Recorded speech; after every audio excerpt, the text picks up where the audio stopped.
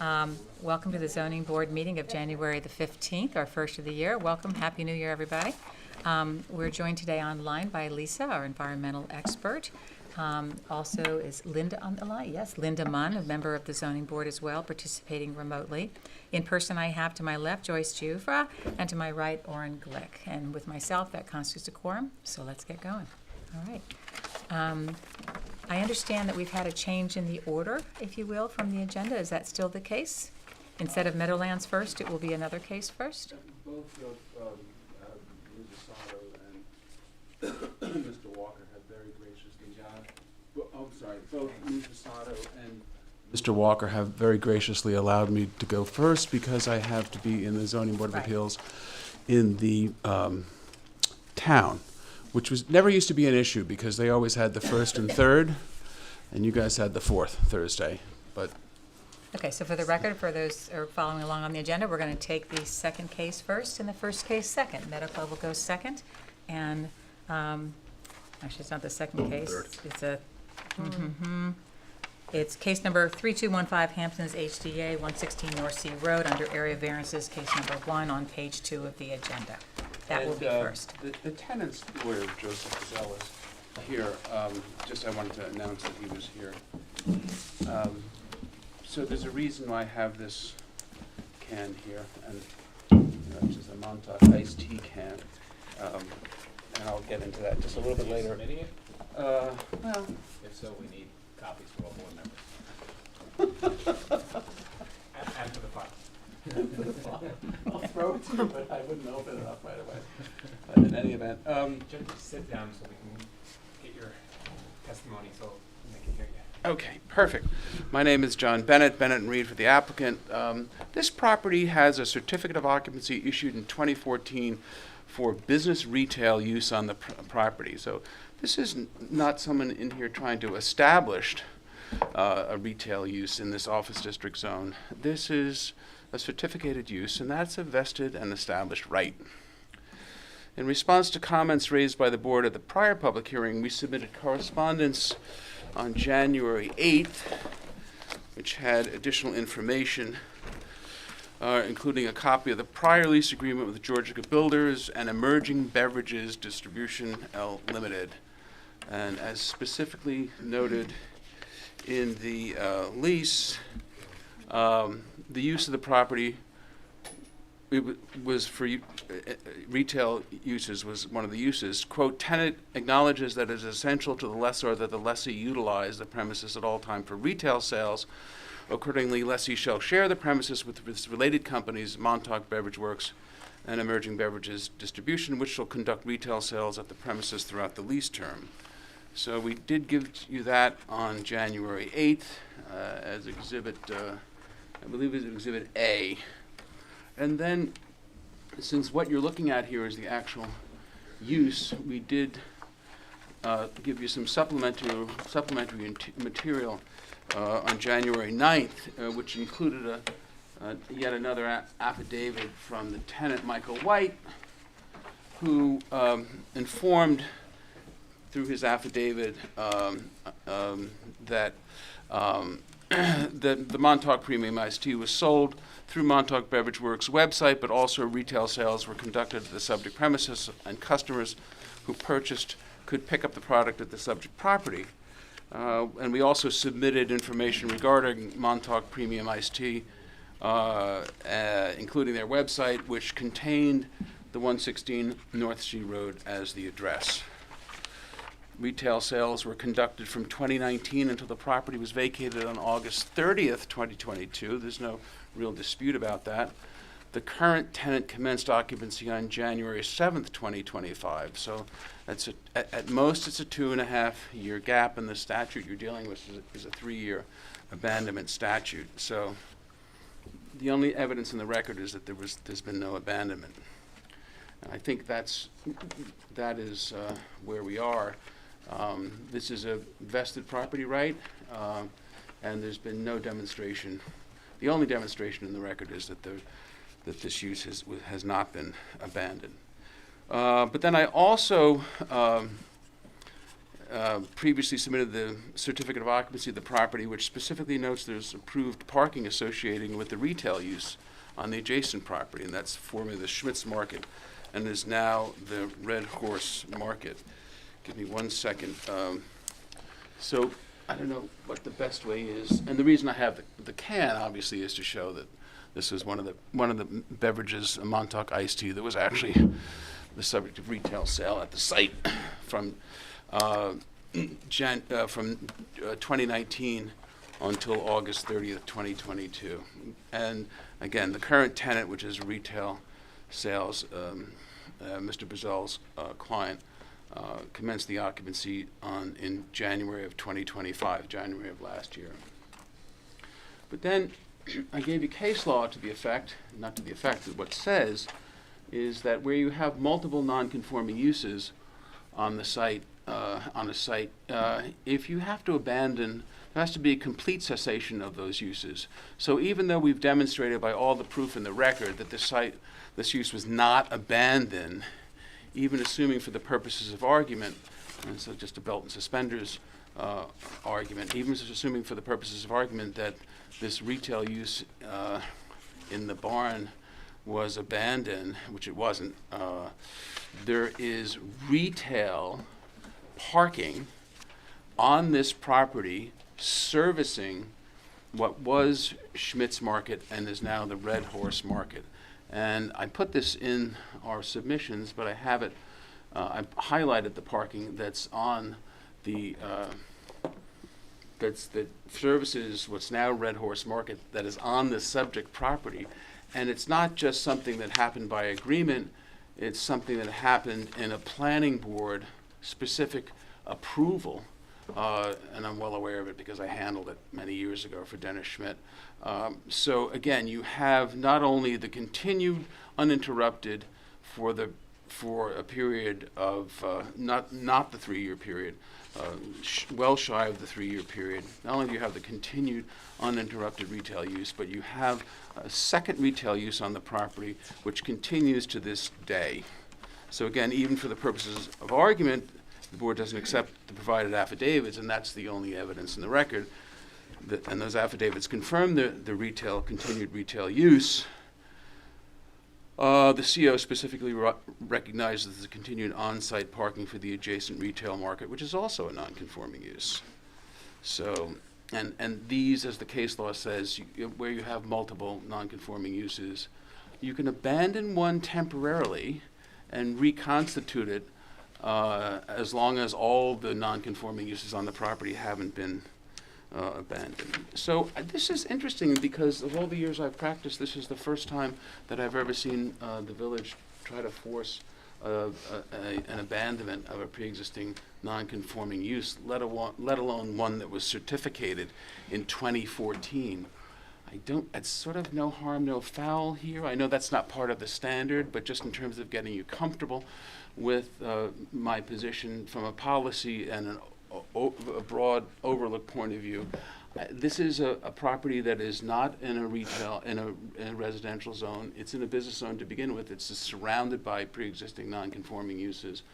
All the evidence in the record demonstrates that there has not been a cessation for the required period of the non-conformity, and even if, assuming arguendo, there had been of this use, the continued use of other non-conforming use protects it from any sort of abandonment as long as that use, i.e. the parking, the non-conforming retail parking from the adjacent parcel approved by the planning board was continued and not abandoned. That's really all I have to say. I think the record speaks for itself. I don't think there's been anywhere near that very high bar of demonstrating that there's been some sort of abandonment of a use that's not only an established one, but one that's recognized and certificated by the village. And I guess I'll take back my Montauk iced tea, mother of all antioxidants, in here. But I'll just use for the record the fact that I demonstrated that's one of the products. And did you want to say something Yeah, about just the very current? briefly. Just introduce yourself. Joseph Buzzell, B-U-Z-Z-E-L-L. The firm is Buzzell, Blanda, and Visconti. We are at 535 Broad Hollow Road, Suite B4 in Melville. First thing I'll say is that the board is not going to put that can of beverage into the record. I'm going to drink it on the way home. I represent the tenant, Jenny's Barn. Jenny loves Southampton. I've submitted some photos of the store the last time around. I have more if the board wants them. I think the store fits the village. And she very much wants to continue to operate in the village. And I think it's all positive. I've read the documents Mr. Bennett put in. I've read the village code and the law. I've been doing this at 62. I've been doing this a long time. I think his case is very clear. On the other hand, even if we take for the sake of argument that it were not clear, it's certainly gray. When I started my career in the town of Babylon, I remember the town attorney told me, he said, if there's room to debate something, we as the town should not say no unless we could find a clear public benefit. In other words, we're doing something, we're denying somebody something. If there's an argument that we should do it and we decide not to, we should have a very clear benefit. I don't see any benefit by shutting down this store. My client, people have spoken to the Red Barn next door. They're happy to have her because the more people they feel come into that little nook, the better. In fact, they even asked her to put in a little walkway with them because their parking is on her site, but there's a fence. So what they were talking about is if a gate was put in a fence, could there be a little bit of a walkway so people can come back and forth? Neither store is in the heart of the downtown like what we have over here, so the pedestrian traffic is not the same. People don't just walk by because they're enjoying the day. It becomes a little more of a destination. So it helps that particular property and it helps that particular area. And I can't see a downside. I can't. I've been doing this a long time. I've been involved in this case for a while. And I think Mr. Bennett's record is very strong. And I'm not seeing what would argue against that record. But I also think that if for any reason you look at the record and it seems a little short, it's amazing he found the documentation he did. It's not easy to document the past, And I say that because one of the things I love about Southampton is it goes back to colonial times. I'm in a Mayflower Society, so I probably had relatives related to those people on that wall. I love history. Documenting history is a whole nother situation, even more recently, particularly in the pre-internet days, which is not that long ago. Jenny runs a good shop. It's beautiful. It's positively received. And I think that it makes the most sense to have her continue to operate for that property and that area and the village generally. Thank you. So anyway, I just want to make sure you have all of the various affidavits, the site plans, the certificates of occupancy, Michael White's 2 affidavits, my submissions of January 8th and January 9th. And unless there are any questions, I think you have all you need to make a determination. I've got a few questions, but Sure. first, Linda or online or anyone, does anyone have any questions on this case? No, I don't right now. No? Okay. You want to kick it I off? just question, just from a technical standpoint, of legal technicality. So the parking conundrum, or the unique situation, that parking that's been there, and it's kind of a non-conforming situation. It's a non-conforming retail parking. Right. So it's retail. So what you're saying is that if that, because that exists, and now it's existing for Red Horse, before that it was Schmidt's. Yes. What's happening on that property, which is the barn, we're calling it the barn, right? You can make that connection that the retail never ended, the retail allowance? I'll give Or you- that exception, or whatever, that because of the parking carve-out? It could be a totally different non-conforming use. There doesn't have to be a connection. There's a Court of Appeals case, and there's some progeny to that case, in which it came out of a situation in Westchester County. Someone had this, for the purposes of explanation, it may not be exactly the case, but this is the way it worked. Somebody had this is the simple way to explain it. Somebody had 3 buildings on one piece of property, and they took away one. These were non-conforming, and they took away one, and then they came back and they wanted to reconstitute this one after not having people live there. Take it down. Yeah, but it doesn't matter because they didn't put it into the use. That's the pivotal point. And the Court of Appeals, highest court in the state of New York, said if you have multiple nonconformities on one piece of property, unless you abandon all of them, if you retain one, here the parking, nonconforming retail parking, you can later on, even if you've stopped using the other one, boot it up again because you haven't abandoned the entire nonconformity. And that's the law of the state of New York. Hold on a second. Let me put this in here. Abandonment, this is the Court of Appeals, Marzella versus Monroe. Abandonment does not occur unless there has been a complete cessation of the non-conforming use. A complete cessation. Here there was no evidence that the entire non-conforming use had been abandoned. So what do you have on this site? It's an OD zone. You have what we claim is retail, and the only proof in the evidence and the record shows is a continuing retail use. Joe's client, the prior tenant, but you also have a non-conforming retail parking use approved by the planning board in a site plan that services this other non-conforming use. It's like I always like to have 2 arguments. So my argument is that even if for some reason, and I don't think there's any reason why you wouldn't, you just discount Mr. White's affidavits, which are not only, he's not just saying it, he's got exhibits, he's got his website, he's got, leases. Even if you were to discount that, you still have, if you want to pull that part of the CO, which I don't think you can, you still have the issue that you have this other non-conforming parking use on the property. It's a retail parking use. So it could be a different use. It's not necessarily that there's a linkage between I call this Inez McQuinney's barn because she had a retail use out of there for years.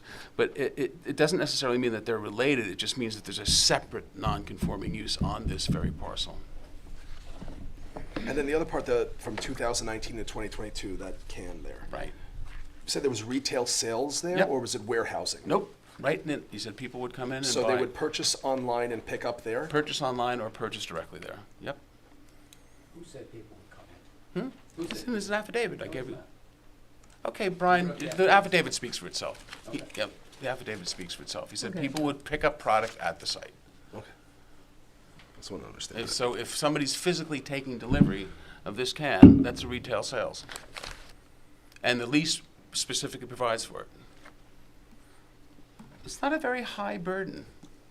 No, I'm just talking about these specific things. So I know retail, and there's retail transactions, and then there's holding and pickups. There's two disparate People would come things. in and, well, I don't know. Is it, You'd have- it was retail there? You walk in, park, pick up, Puts it shop, in his affidavit. Put it in his affidavit. People would, he would like the beverage center deliver. around the corner. Yeah, it's no that. different, really. Okay.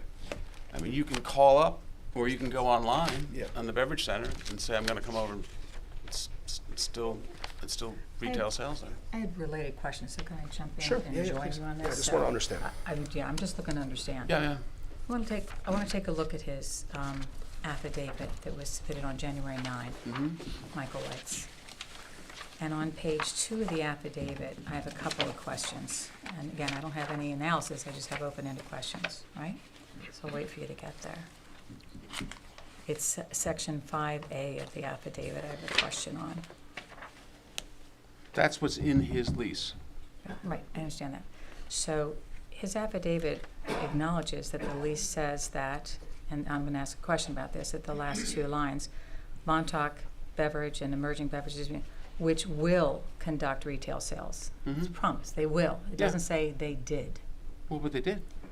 Where's the evidence of that? That's what I'm It looking says for. that during my tenancy, customers could both pick up product. They could. Yeah. That doesn't say they did. Do you have any evidence Okay, that well, they did? if you would like, we can adjourn this, and I'll get another affidavit from Michael White where he says what I think is obvious, but if that's a gap for you, that's fine, where they physically Do you did have pick any up sales. receipts or anything? And I'll tell you the reason I'm He's asking. no longer the tenant there. Pardon me? Yeah, he's no longer the tenant there. No, but when he was there, he was conducting a business? Yes. Does he have any evidence of the income from that business at that particular site that people came in and bought? Let me be incredibly direct with you. This is a certificate of occupancy. He has an absolute, it's a property right. If you want to pull his certificate of occupancy, I will give you plenty of case law. Let me finish. I'll give you plenty of case law that says the burden is on you. I'm just asking. I'm not here trying to establish, the burden is clearly on the municipality. I'm not here trying to establish that there was a retail use there. There's a CO for it. And if you want to demonstrate that it's been abandoned, you need something other than the building inspector saying, quote, contrary to an affidavit from the neighbor, Mrs. Banks, and contrary to the tenant's affidavit, you need something contrary. You need something. You're a lawyer, Carol. You gotta put the facts on the scale. There ain't nothing there. Okay, so Chris says in a letter, I hold to my position that it's been abandoned. It's pure conclusory. all right, I got another question on the affidavit. So Okay. I just have a bunch of But questions. if you to want that. me to have a supplementary affidavit What- where that he says that people actually came in, I think that's like a semantics thing. But they did. Well, let me continue my question. All right. And that might be my fault as the drafter of the affidavit. He said to me, But, well- people would come in and pick the stuff up if you I'm want. just asking questions. Okay. All right, so my first question is I'd love to see some evidence of actual sales, receipts or something. I'm And I'll not, get to I'm why not in a required to second. do that. I'll take that under advisement. I'm Okay. not required to do Okay, that. and then If you under- think that there's been a cessation of the use of a certificated use, I'll give you and your counsel the case law. The burden's on you. Okay. I've I'm put the prima trying- facie case in. Let me ask some questions, okay? Okay. All right. Section 7 says, the second sentence says, during my tenancy, customers could both pick up product purchase on sale through online sales or could purchase directly. Again, I'd love to see some evidence that they did. I will take that under Receipts. advisement. I don't think it's necessary, but I'll Okay, take that well, under advisement. I'll get to that later. Okay. You can keep going. That was my, I'm good. you good? Okay. Yeah, I just want to understand. So certificate of occupancy that you've provided, that's from back in 2014. Mhm. That talks about what's may be done there. Do you have any, again, receipts showing that they actually did use it for retail use during the period in question? Which period in question? During the abandonment, the alleged abandonment period Well- suggested by the, Well, here's the proof in the affidavit. well, that's the could. Do you have any evidence that it did? Well, I will ask Michael, and as the drafter of this affidavit, to me, it wasn't even an issue. That meant that happened there. I'll ask him to, Okay. we'll ask him. Okay. I asked him if that happened. He said it did. And forgive me, I just assumed during my tenancy, customer could both pick up product purchased through online Right. sales or could purchase directly at the location. And then the To other me, question- you know, anyway. The other question I had is a little more complex, but it gets to the law, Okay. if I may. Certainly the lease, as you pointed out, absolutely says that they have to utilize the premises at all times for retail sales. It is in boldface, underlined retail sales, no question about it. When I take a look at some of the cases, are you familiar with the case of Cuomo versus Rush, which is a Suffolk County case? Cuomo versus Rush? Rush. Yeah. State of Madeline Cuomo versus Rush. Yes. So how I'm do you, extremely familiar with it because I was counsel right, for one of the, right. I have a history of that case that would take me easily a half an hour. I'm extremely well. And what that involved with what was involved and was the question of whether or not the use had been abandoned because it hadn't been kept open by a substantial use of a non-conforming use. And the second department mistakenly grafted on to the Southampton Town Code, which only required the use, did not have the word substantially in it. The second department incorrectly grafted that onto the Southampton statute. If you look at the record of that case, I'll try to find it in the boxes in my office. I had affidavits from 2 building inspectors, Newt Wilford and one other building inspector, that said under the Southampton Town Code, the use could be maintained merely by opening it up one day in the year. So that wasn't my question, though, Okay. about the case. So it appears, I'm not here as a lawyer. But it's so- really an opposite case because what it does is it interprets the Southampton Town Code. So, If you look Village at the Code case, I section- was counsel for the appellant. got the yeah. case. Mhm. Village Code Section 11619F, which is the abandonment section, it lays out the 5 forms of abandonment. Section 1B is the hot topic of the day. It prohibits reinstatement of a non-conforming use, quote, when a building or structure has not in fact been actually used. Mhm. Not in fact been actually used. So that's why I'm asking these noxious questions. That Okay. Can you show me actual use, not in a lease they promise or in the CO they allow? Let me finish. Okay, I can see And that. in the case of Cuomo, they specifically go into what actual use means. And so that's, I just want to explain I can why. tell you, as counsel for the estate of Madeline Cuomo versus Rush, it was Ed Rush, that in that case, it was a nightclub. It was Right. the nightclub which was called The Cave. It was in East Quogue. It was a subterranean nightclub, and it had been used one day of the year. Right, one The day each applicant year. the property owner opened it up one day every year to maintain the use. And the building inspectors, the former building inspectors, all said that was satisfactory. 3-2 vote in the Zoning Board of Appeals. The matter was adjourned 5 times because Ed Rush didn't like the applicant.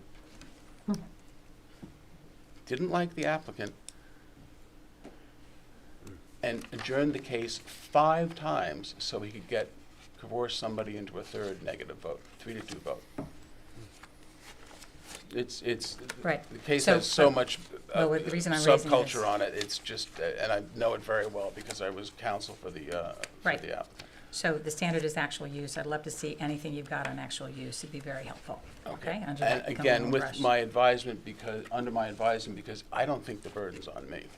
You want to take away this guy's certificate of occupancy, I will get you case law that says the burden's on you. I'm not talking about burden. I'm saying I got a statute that tells me I got to find actual use. Help me find actual use. But I don't have to, because it's not my job to demonstrate it. I've got a CO. Okay. Understand, Carol, I have a CO that says I'm entitled to this retail use. If you actually, If I might, I Yeah. think Yeah. you're missing the point. I'm not missing the point, Brian, and you know something, Brian? When you phrase things that way, I really take umbrage, because God knows I ain't missing the point. John, we I have- think we're just asking. Carol is very methodical. We have our job to do. Obviously, you have your job to do on behalf of the applicant, but we're not trying to be confrontational. We're just trying to ask for more information to make sure that we can get to a good conclusion under what we're charged to do here in the village. No, Joyce, but I would be remiss if I didn't point out the fact that my reading of all of this is that I've more than met a burden that's not even mine. Yes, but John, we're not gonna engage in an argument. It's a waste of everybody's time, your time, our time. So Carol's asked for further And I'm information. taking it under advisement. Okay, and so I think we're good, right? yeah, I have one more question on parking. So parking is classified in the code as an accessory use. Can you, you may not be able to do it now, come back to us. Can you show me where parking is classified as either retail or versus office or residential? Well, parking, if I have, the parking at your house in a residential zone is a residential use.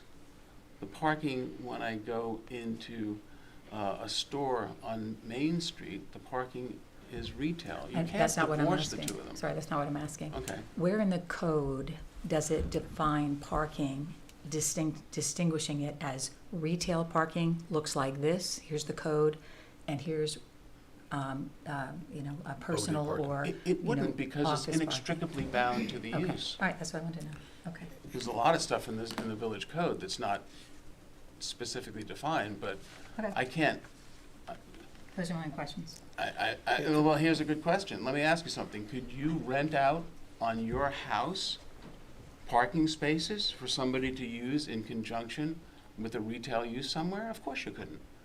Because the parking lives with this designated and established use. Okay, all right. If I can make one final comment on the issue of prior proof, my client would be happy to help the landowner. But there may not be much, if anything, out there. We're talking prior tenants, and we're going back years. Who knows what records they kept? Well, no, we're talking about Michael White, who's submitting affidavits saying Yeah, he I mean, did for use another it, so- affidavit, okay, but the thought that he would have register receipts or any other information Well, there's that gotta would be do. income receipts somewhere. Well, would that Taxes or other necessarily say, purposes. probably, maybe of the transaction, but not indicating where the person collected Okay, so I don't want it to come down to demonstrating that, because it may not be Okay. possible at this point. fair enough. So, any other questions? I don't think so. So what do you want to do, John, at this point? Do you want to try to come back with the question, with the receipts or evidence that something happened actually, was, whether that property was actually used for the retail purposes, or would you rather just make us close it out now and we make a decision based on everything you've given us so far? I'll leave it up to you. Adjourn it, get another affidavit. Okay, I'll go back to Michael, see what he has, but that's under advisement, because I don't think that's at all my burden. It's up to you. I will also provide you with ample case law that says, if you're claiming that the use has been abandoned and you're claiming that you want to remove that portion of the certificate of occupancy, the burden is on you. You have no evidence in the record. I just wonder how you Zero. want to proceed. Zero evidence. You have Chris's conclusory statement, and by the way, this is the first time in probably 20 years I've been on a different side of a disagreement with Chris. I think he's a magnificent building inspector. I think he's a great guy. He just happens to be wrong in this instance. Okay, so again, We'll kick it over. Let me see what I can get, if I can get anything from Michael, and if I determine that that's an appropriate request. okay, That's fair, all I right, think. thank you. Yeah, okay. Thank you. Appreciate it. Thank you for your time. Thank you, have a good night. Oh, wait, hold on. Oh, I forgot, sorry. Are there any comments from anyone in the audience on this case? I neglected to ask that. Are there any She's bringing in someone on Zoom, comments I on believe. anyone on Zoom? All right, thank you. I neglected to ask that. Thank you so much, Brian. So we've got somebody online. Thanks, sorry about that. questions. Thank you. Are you All gonna right. drink that? No, you can. Okay, thank you. Thanks a lot. Well, we got somebody on Zoom, I think. Northport. Is there one more person? Is there someone on Zoom who has a question on the case? No? Got his hand up. Linda's okay with it. Is it someone other than Linda? Sorry, Yes, John. no, I know maybe. you have to go. I just don't want to stand. No? Okay. All right. Thanks, John. Appreciate it, and thank you. So Carol, is there a motion to adjourn Do I this hear a case to the motion to adjourn next this meeting? case until the next meeting?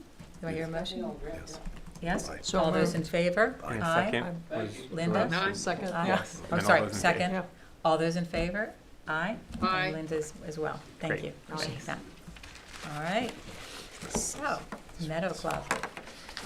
The next case is the first case on the agenda, which is Meadow Club. It's case number 3204. Thank you very much for your patience.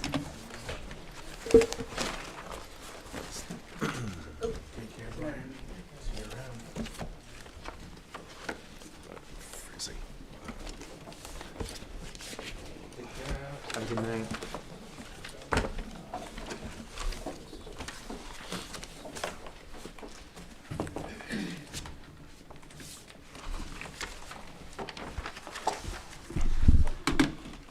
Should I make the statement now? Yes. Yeah, let me make a statement before we begin.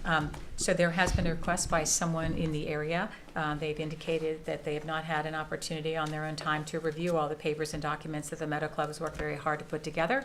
And so they've asked that the actual decision be put off, if you will, to the next meeting. Meadow Club has been in contact, council has been in contact with them and has graciously said sure. And in fact, she provided all the materials to them and is working with them. So we're going to hear the case again today, but the decision will not be made today for no reason other than out of respect for the deference to another person in the neighborhood, which the Meadow Club is kindly providing. Thanks. Mary Jane Assato, Burke Flanagan Assato, 21 South Main Street, for the applicant and owner. I first filed this application in April, as you well know, and you've been very patient because I've had to modify it several times to address concerns that were raised by Mr. and Mrs. Carl. But frankly, I'm very pleased to say that it was well worth it because we were able to address all of their issues. And the last modification to the application was actually to mitigate what they were concerned about. So you're now, I believe that you've gone to the property. This property is 18 acres in size, and it has been, the first deed, as you can see from what I submitted, was acquired in 1887. Then there was additional land added in 1912, and then again in 1925. All previous to zoning, which was first adopted in Southampton Village, November 7th, 1930. So this is a decades-long pre-existing use, and basically, hopefully, they've been, up to this point, good neighbors. Because it's a pre-existing non-conforming use, anything that's done on this property, as you well know, has to come before your board. And so what's before you today, I'm going to distill it, is we're proposing to tear down an existing junior sports activity building, and we're proposing to construct a little larger building in the same location, substantially the same location, and that building is, hold on a second, 3,788 square feet in total. It is roofed structure, so even though a portion of it is just roofed porch, as you well know, I have to count the entire square footage of the building that's under the roof. So we have an existing sports activity building. We're going to remove it, and we're going to build a new one, single story, in that place. We are also proposing to add addition to an existing garage. David could speak, David Price, who was here with me, can speak to if you need more clarification, but a lot of equipment is needed to maintain, specialized equipment for the grass tennis courts. It's actually sent from England, and they're sort of running out of space because you can't leave it outside. He says they're rather specialized, and with various grooming and other things required to maintain the premises, they really could use that additional space. So we're talking about adding on to the existing garage that is there. It's not a new building, it's an addition. So that is also located in this area, all right? We are also proposing to, because of what's being done there, we're going to relocate the existing basketball court, so orientation. There's a basketball court there, but we're proposing to remove that and relocate it. It's 40 by 70 feet. It's located 150 foot from the wetlands, and it includes 2 hoops at the north and south ends. As I said, we have a court there. We're going to remove that and put in a new court. We are also proposing to reconfigure what's called the tennis, the paddle tennis area. There are 3 raised platform tennis courts. I've learned a lot about racket sports. Apparently, it's a winter sport. They're going to remove one of them, leave two. They're going to reconfigure it so that the warming hut, they're going to take down the existing warming hut. They're going to build a new warming hut. That warming hut is not going to change in total square footage, but it's going to become a sort of rectangular building versus a more square building. So because of the proposed removal of the platform tennis and the introduction of 2 new padel courts, which is going to be added to the property. So you're talking about removing the warming hut, removing all the decking related to it, removing a platform tennis court, and rejuggling that area to add 2 new padel courts, a reconstructed, different configuration warming hut, and then aligned next to it the 2 remaining platform tennis courts and the decking associated with it. All right? So, but that is all here and here. Last but not least, we're proposing to put up the sound attenuating wall over the existing fencing. Not wall, it's fencing, but it's padded acoustical materials. It's right here. We have existing fencing, I'm sorry, it's right here. This is the pre-existing multi-use hard court, concrete court, and pickleball court. Mr. and Mrs. Carl was concerned about the noise, the fact that we're not doing anything there, but we addressed it by retaining sound experts, and he and Mr. and Mrs. Carl actually hired the leading sound expert in the Midwest, and we came up with, well, what is required to address what they were concerned about, and we have agreed to, provided you grant the necessary relief, to to supplement the existing fencing there with a sound barrier wall. Now, I had, in my revised application, submitted to you that if a height variance was required, we would be requesting it, but in further examination, I noted that the limitations on height are only applicable for fencing if I am within a required yard. And I think Alex would confirm, we are not in a required yard. I already have existing fencing there, but even to add this, because we're too close to the wetlands, and this is the rain garden that we put in many years ago, I need to ask I need to get relief to do that, all right? Because anything that's added to whatever's there, doesn't matter if it's at the same distance, because of the pre-existing non-conforming situation and the proximity of the wetlands, I do require you to review it, your consultants to review it, and for relief to be granted to do that. But no height relief is required. It's just the setback relief from the wetlands. A wetlands permit, I should Yes, say. yes, Not as a wetlands relief, permit. yeah. And I have spoken to Mr. Bregman today. They're pleased that we work with them, to come to this solution, because we really do want to be good neighbors, all right? So what we have here is basically working with what's already, as you can see here, on this large property. Most of the improvements are centrally located.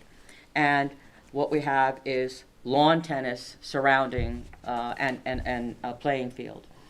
I'm here for lot coverage because even though these are grass tennis courts and not all of them are used at the same time, all of the possible use of them is counted in total lot coverage.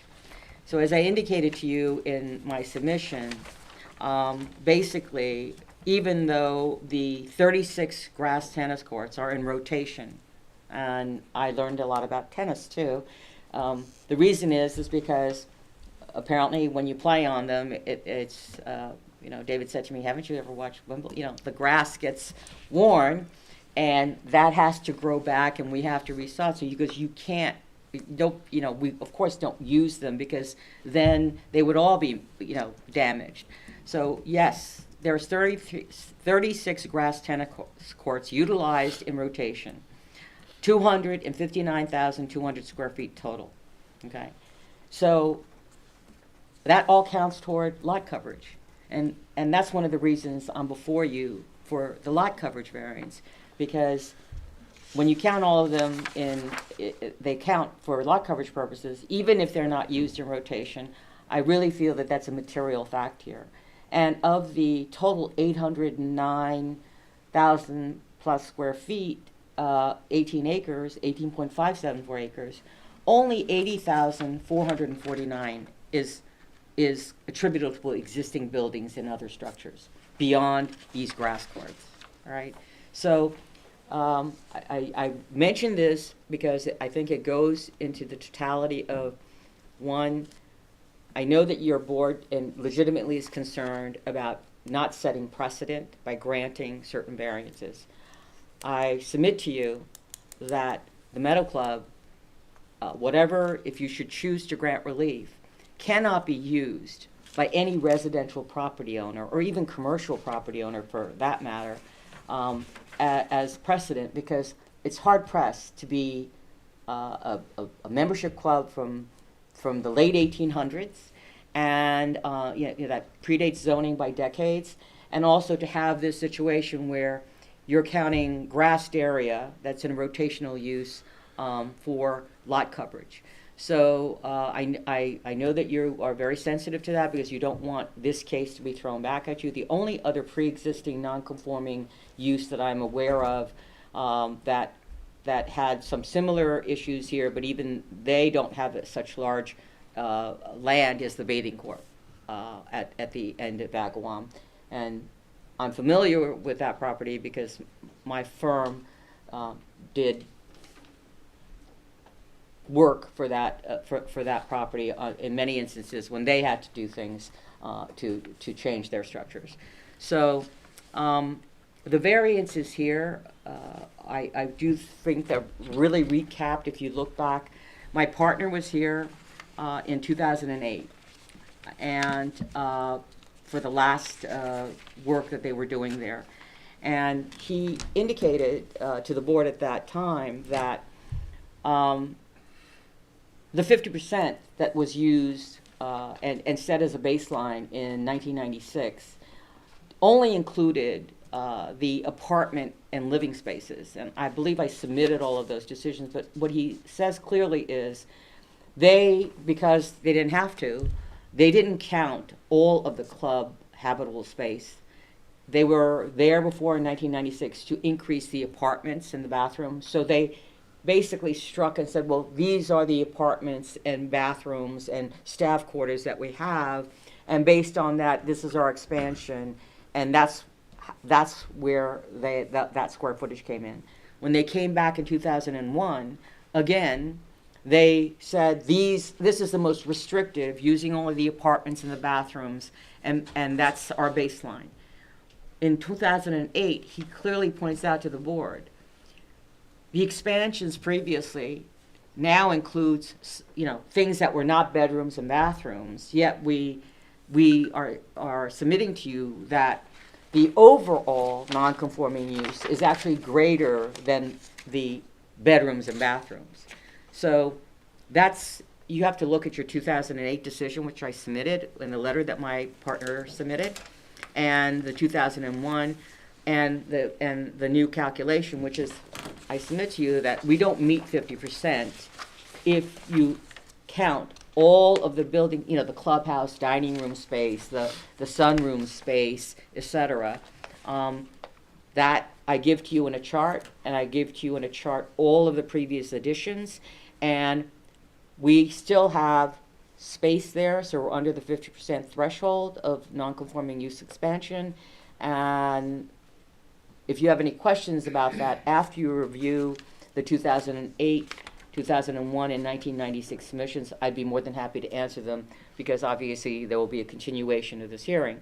But it is our position that we don't exceed 50% of non-conforming use. If you read the 1996 decision, actually, the village and the village attorney at that time had said that the overall encompassing use was nonconforming, and that the provisions of the accessory buildings versus main buildings were not applicable to this property. I wanted to take a more conservative view, and that's why, and in fact, I had spoken to Alex before I submitted this to say, look, I'm not taking the position that the youth building is, main, because I'm just going to say it's accessory, and we're going to go with that. And that's why I asked for a height variance, okay? Because obviously, only accessory buildings have height variance requirements, not main buildings. And in the 1996 decision, it had said, we find that the limitations on accessory buildings set forth in section 116(9)(a), 1B, D, E, and F are not appropriately applicable to the nonconforming use here involved and the proposed enlargement or extension. Despite that, I didn't want to get into an argument of, yes, it's main, it's not main, so I took the most conservative view, like my partner has done in the past, and said, all right, the main clubhouse, the main staff quarters, we're going to say that's primary. We're going to say the activity building is accessory, all right, because I don't really want to get into those semantics. And because the architect said that the roof line, aesthetically, the building would, nobody can see this building, by the way, except from second floor, from way went, would not look right. So in good faith, I'm saying to you why I classified it as an accessory building and why I'm looking for the height variance, rather than going back to the 1996 decision saying none of the buildings here are accessories except the garages, okay? So I know that you can say, well, gee, design this building with a lower roof height. I'm told aesthetically by the architect, and considering it's very little that I'm asking for on height, I submit to you that if you weigh and balance, hopefully you'll find in the favor of the applicant that there is no detriment here to grant that small height variance should you permit the enlargement of the junior activity building. So if we go through the 5-prong test here,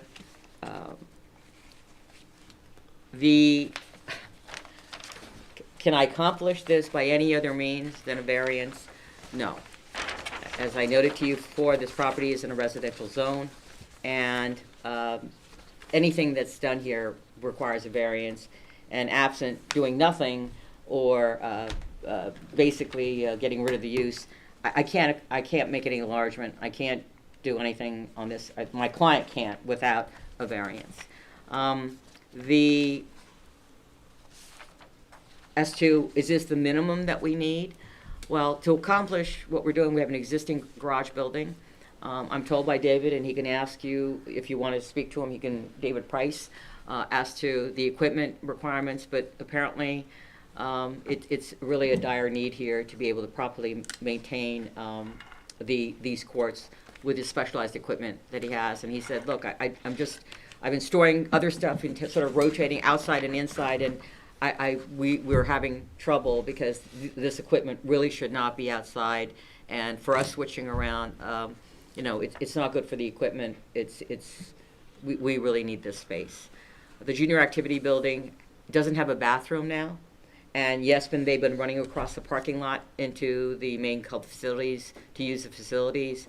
I'm told that for supervision purposes and for other reasons, they want to put the bathrooms in this junior activity building. It will come with health department approved, state-of-the-art, outside of the wetlands jurisdiction sanitary system.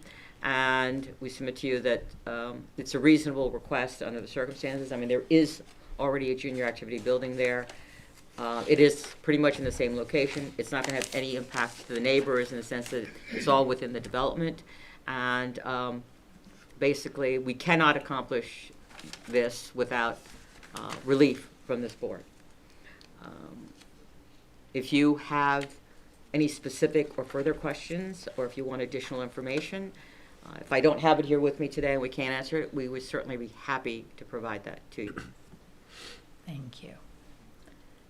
All right, before we move on to others, is there anyone in the audience who'd like to help out and make any other additional comments on the presentation?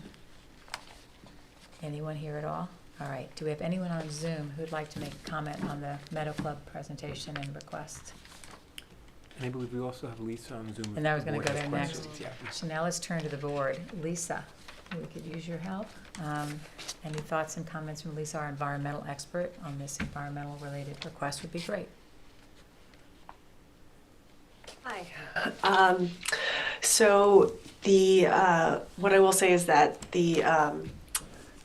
there's no increased encroachment in terms of in the proposed activity in terms of getting closer to the wetlands area. However, there is increased structure within that setback. So the way the Village of Southampton's code's written is that you have regulated distances from the wetlands. They're not necessarily wetlands themselves, it's a regulated distance. So there is some increased coverage there compared to what is existing, but there's no further encroachment towards the water. They have also managed to get the proposed sanitary system further away from the wetlands so that it won't be within the 200-foot setback, so no permit is required for that element.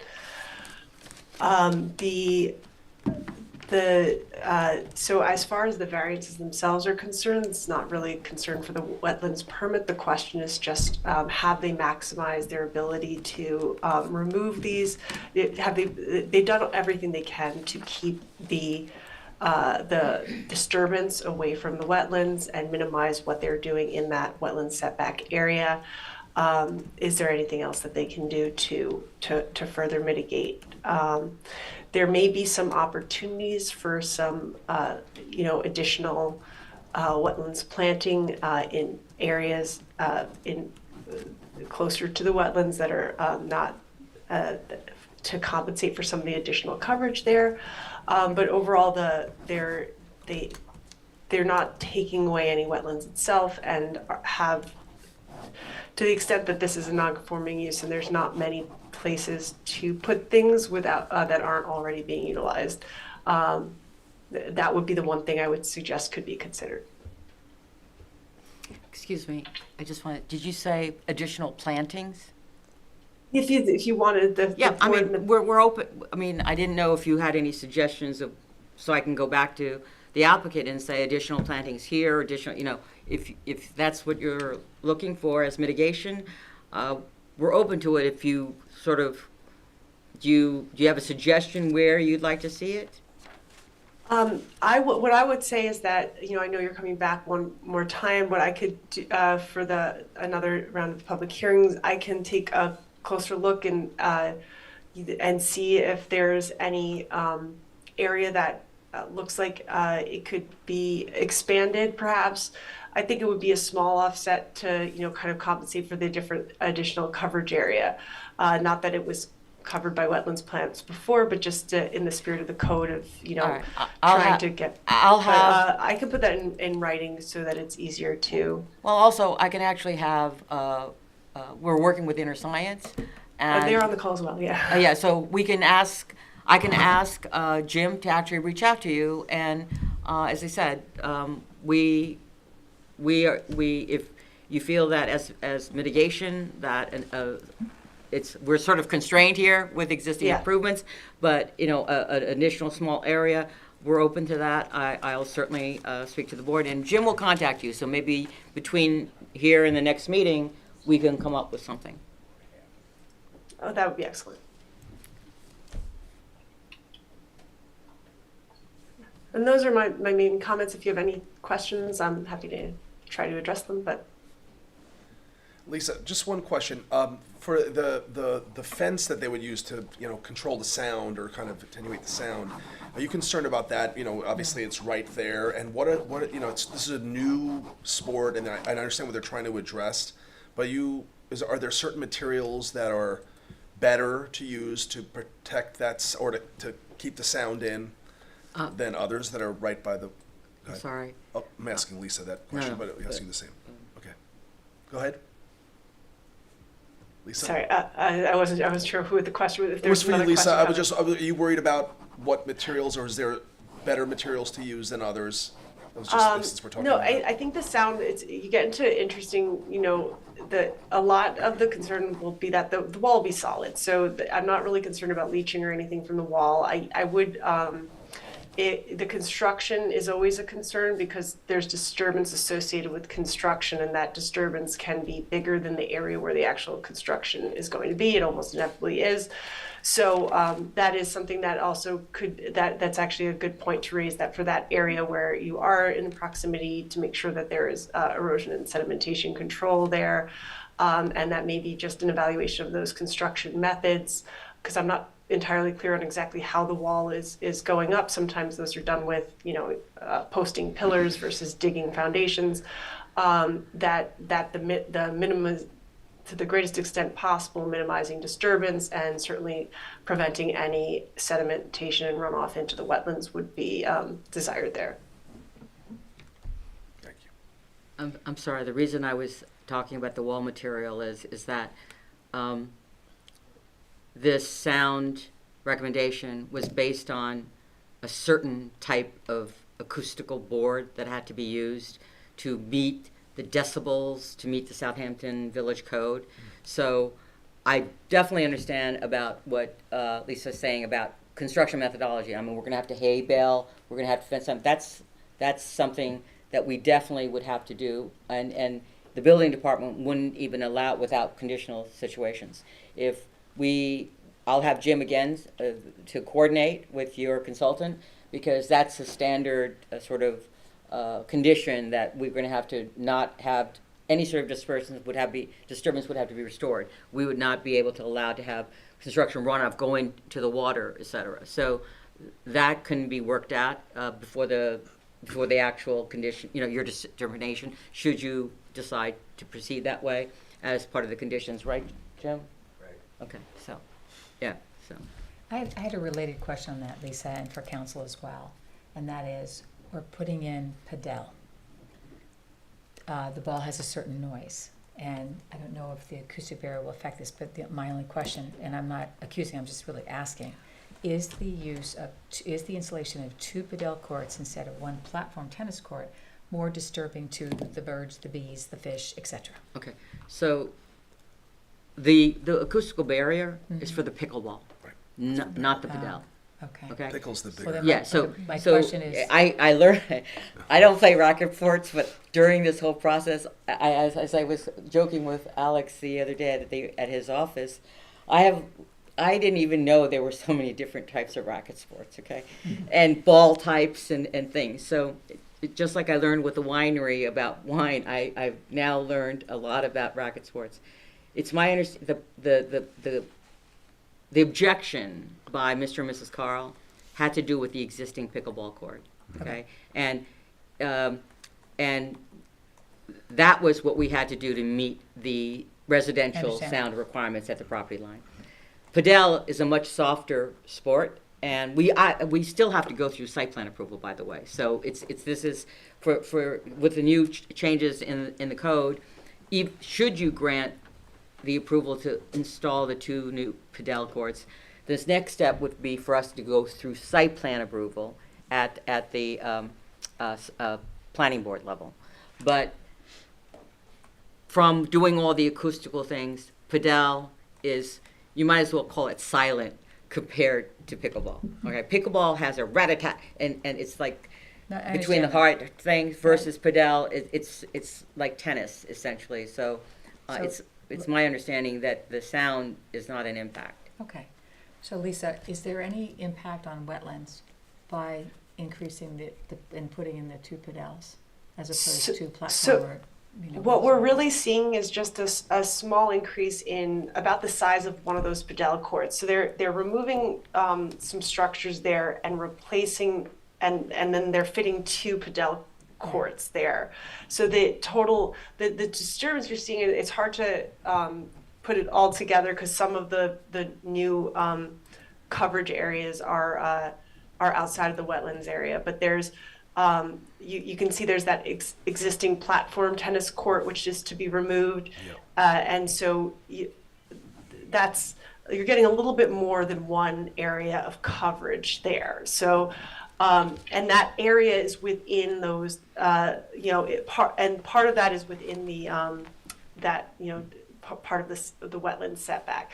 So in that sense, that area that we're trying to minimize, disturbance in, and discourage development, I would say, is getting a little bit more area, but it's not a significant amount. I think it's pretty much in, it seems to me to be consistent with what has been there. It's a little bit of a change from what's been there, and yeah, there's a small increase. And this is really where I was highlighting that, because this is increasing in coverage here, it would be an opportunity for us to take a look at the site, and Air Science is very good at doing this, and seeing are there enhancements we can do to kind of, recognizing we're getting a little bit more coverage here that's a little less natural. Like, is there something we can do to maybe just, help preserve and not let the use kind of creep into areas where which we want to keep more natural. So if we remove the discussion for the moment about lot coverage, forget the coverage increase, don't care about that for the moment. Is there any wetland impact by increasing the Padel court numbers? Is noise pollution an issue with the wildlife, et cetera? I don't, to my understanding, the noise of the Padel is not necessarily, and I would say that in the context of the use that's on this site, I think that we're not talking about a significant increase. That's where, good, okay, great. That was my question. All right, thank you, Lisa. All right, any questions from we've asked about the audience, people online, how about folks from the zoning board, Linda, and anyone here? Anyone have any questions? No, I don't. Are you the platform tennis that's there now? Are all of them some are being removed, and every one of them are either being removed or renovated, correct? There are 3 there now. There are 3 there, so, right. Like, I 2 see. are going to stay and just relocated. You're just moving them? Yes, moving them. Okay. And then 1 is actually, I believe the village may be getting it, but I'm not sure.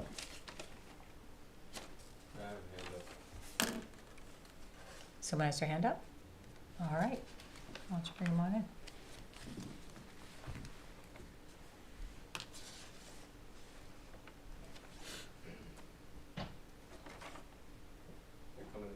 Thank you.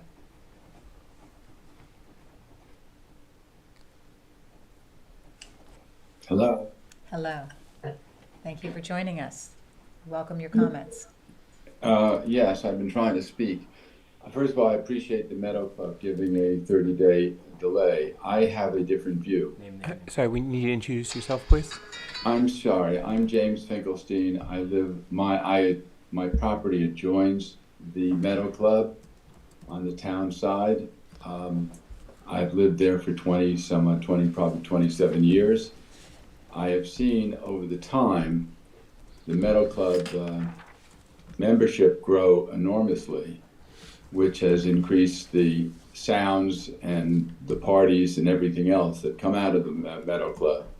So although I've never complained once in all these years, I do intend to look at this very seriously, and I'll make an appointment with the Meadow Club. I'm in Florida, but I'll come back to see the Meadow Club. But to say that the building that you're putting up is just a small increase when it's going from 800 feet to 3,700 feet, it's another use. It's more noise because people who would normally use that would normally use another building. And so it's just more noise, and I think that building is probably the thing I have the most objection to. But as I said, I just got this very late, and I need to hire, various different people to look into this. But I've never complained before, so I appreciate it, and I will make a date with the people from the Meadow Club. Hopefully it'll be okay. I've never complained before. I don't want to complain now. But I don't think that you can say to minimize this, that it's just a small increase here and a small increase there. I think it's a major increase all over. And it's certainly a big increase in terms of the increasing the size of the building from 800 to 3,700 square feet. So I'm not an expert. I just got this recently. It was very difficult to read, but I will come to New York to look at all this, and I will hire, attorneys and whatever else I have to hire to look into this. And I will meet with the Meadow Club if they wish to meet with me so I can perhaps have no fears, even though I see it as having fears. So I appreciate everybody's tolerance. All right, well, thanks for your comments, and we look forward to you working with the Meadow Club and seeing what comes out of that. Thank you. Are Thank there you. any other comments by anyone else? Can I just ask a clarifying question? Mary Jane, could you point to the grassy area just to the west of the existing garage on the satellite photo you have there? Yeah, what is that area? It's not labeled on the plan that I was looking at. That's the sod repair. Okay, that's what I thought. So that's where they're growing sod that they use on the grass courts? Yes. Okay, understood. Thank you. No, you had the same question. I thought it was like a putting. It almost looks like Yeah, that, no, right? Yeah. so, I just had one final I question. mean, what do I know? I just had one final question to help me put this in perspective. When the junior athletic facility increases in size, I'm sure there's a summer enrollment. There always is in these things, right? What is the enrollment now, and what will the enrollment go to? And the reason, to be fair, that I'm asking is this a substantial change for the character of the neighborhood? Are we going to see a lot more cars coming and going? Are we going to see a lot more action going on? So what's the increase, not just in the physical size, but the usage in terms of the roads and people coming and going for the neighbors? I will speak to David and the youth activity advisor before I make that, Okay, and I'll let fair you enough. know. But I asked a lot of questions, okay? And part of the expansion here is for the bathroom facilities. So the building, I understand that we're talking about expansion, but as I indicated to you, there's a very well apparently attended youth program right now. One of the things is they really didn't want to, they wanted better supervision rather than saying, oh, two of you guys go to the bathroom and the counselor, that kind of thing, because you have to sort of keep an eye on your youth when you're responsible for them. So a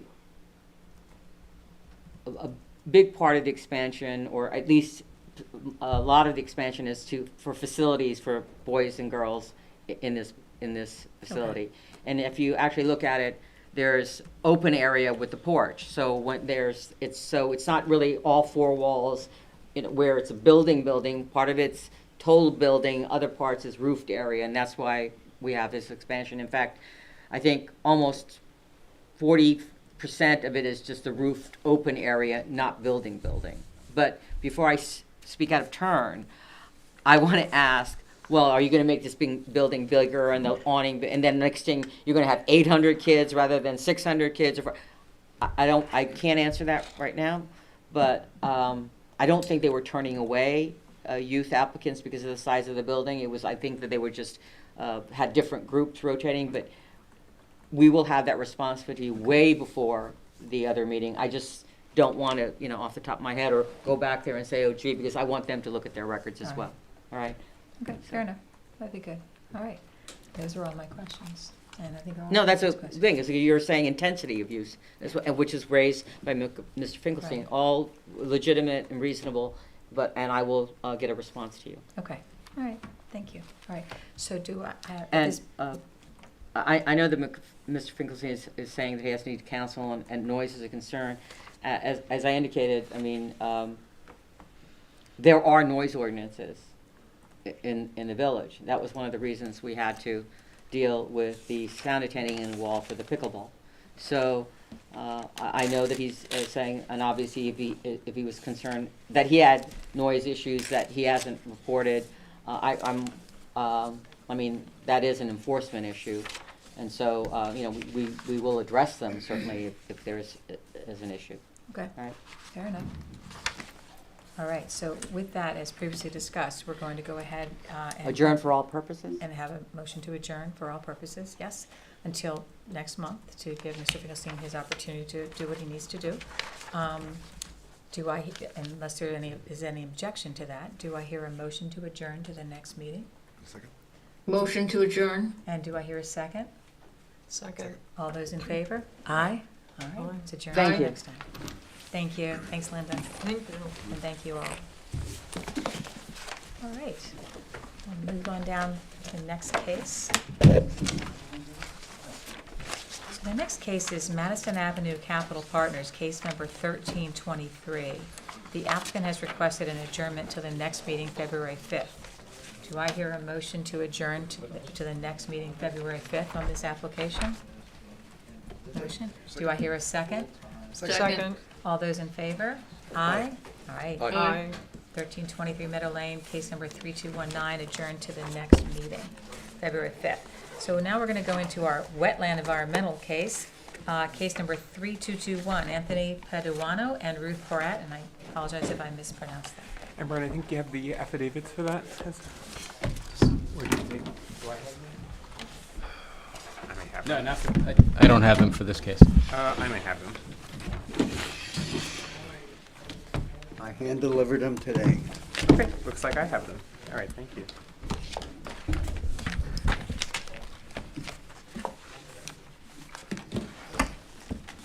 All right. Hello. Jim Walker from InterScience. This is John Ciccarello. He's the graphics expert. This is Anthony Jim, can you pull Paduano that microphone real close? and Ruth Porat, 137 South Main Street. Jim, you can't hear you. Can you just put? This one? Either Yeah. one. That one. You have one too, John. All right. You good? Alex? Yep, so close. This is 137 South Main Street. I was the person that got the last set of permits for Anthony Paduano. We are asking for a variety of very small improvements. However, the impact to the property is to make the house a shingle house. It's currently a stucco house.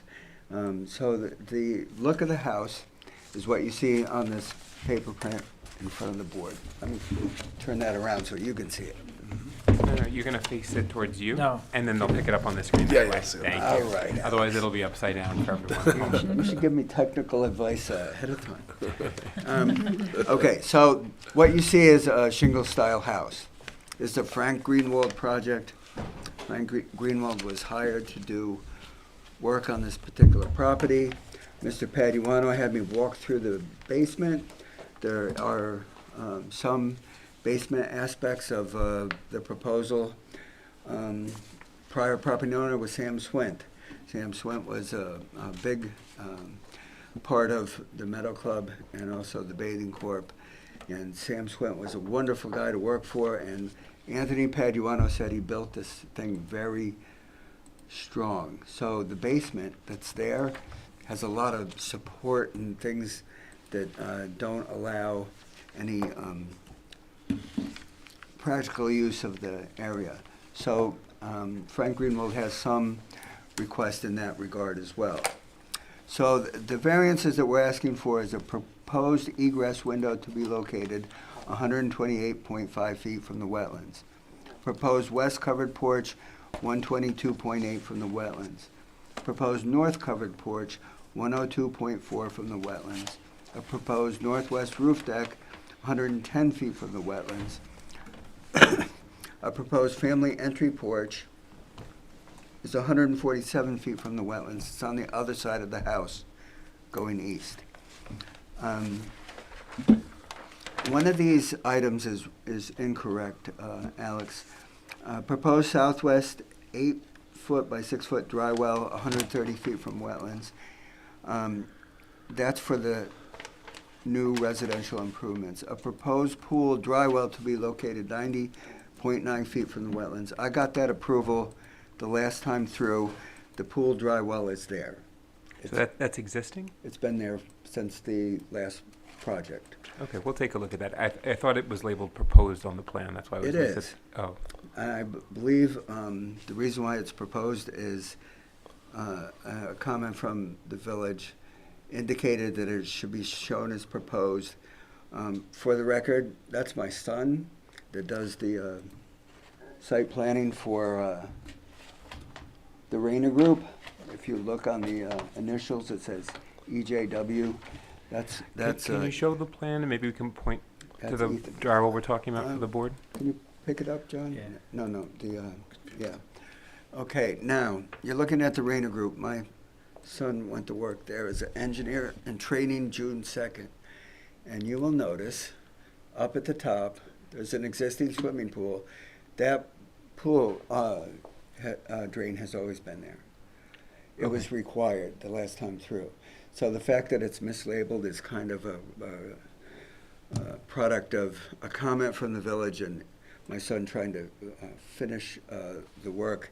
It took a considerable amount of time to get from the point where we had these drawings to the point where you had a full, complete application. So that's a holiday. That's what, when you make a mistake on a set of plans, we call it a holiday. Like when you're painting a room and you leave part unpainted, that's a holiday. So that's a mistake. So that's an existing dry well that already has a permit? Right. The pool is new. It's dramatically different than what was there when I was working for Mr. Paduano at the last set of applications. And the pool drywall is new. So all that part is going to stay the same. So we have a very small increase in maximum lot coverage from 8682 to 9142. So that is a very small amount of residential improvements. The residential improvement that is important is the family entry on the far side of the house away from the pond. So not so much a wetlands situation, but it is important for the overall use of the family. Mostly what you see is a change from a stucco house to a shingle style house. And I have a punch list from Frank Greenwald, which tells me what the intentions are.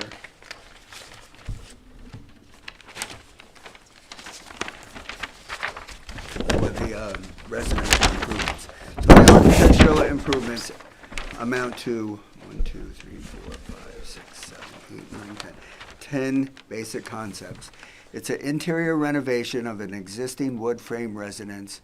They're going to remove the existing west porch and replace it with a more traditional design in a slightly smaller size.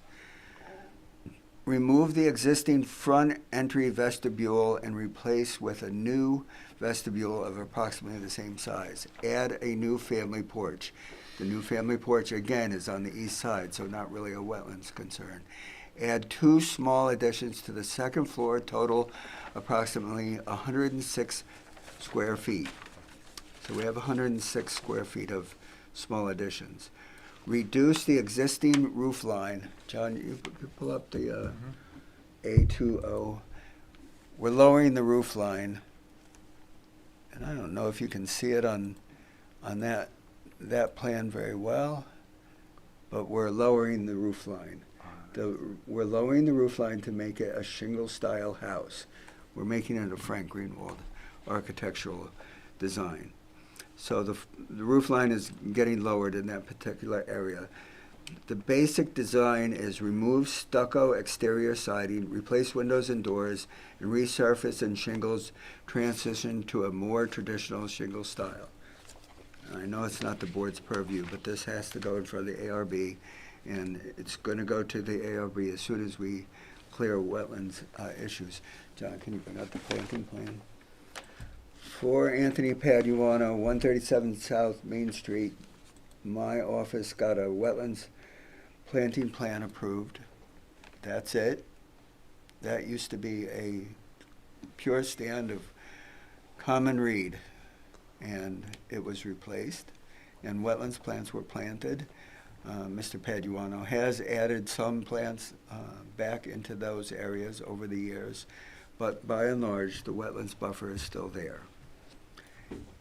And I think that's all I have to offer. Mary Jane Assato is the attorney. Burke Flanagan and Assato have always represented Anthony Paduano.